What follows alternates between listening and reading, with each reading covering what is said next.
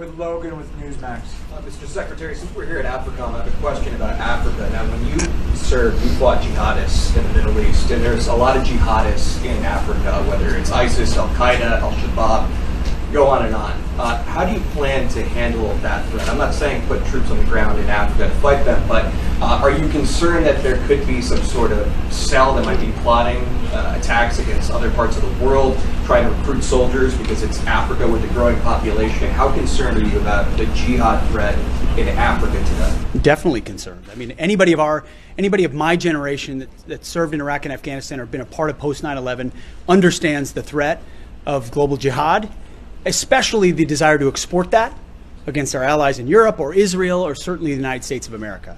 So the counterterrorism threat focused on those who would seek to do us harm is of the highest priority, which is why you saw what AFRICOM did so well in that strike in Somalia. Where we see those growing, plotting, or planning with increased capabilities, we will strike. And that pertains to Islamist organizations all across the continent.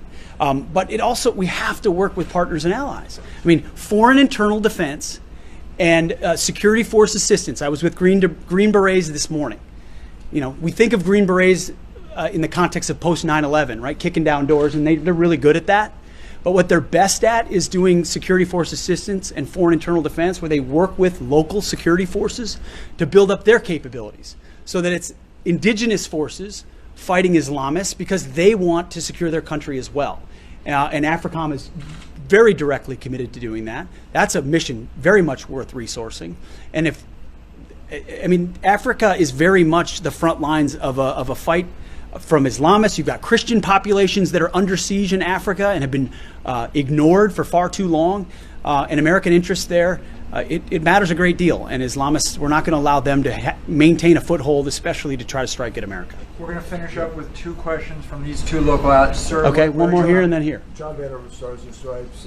Also related to AFRICOM and Somalia, during the end of President Trump's first term, he elected to pull forces out of Somalia and switch to more of a rotational concept. President Biden sent troops back in there on a full-time basis. What's your vision going forward for Somalia?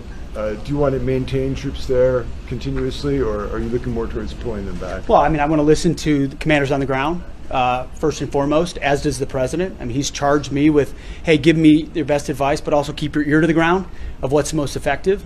But he's also been very clear that we're not trying to have American boots all over the globe. Where we can do counterterrorism effectively over the horizon, that's the preference. But we'll review the force posture there with the generals doing the heavy lifting and take it into consideration, no doubt. But thankfully, we had the intelligence capabilities to do the kind of strike that we saw, and we believe we can do more of that.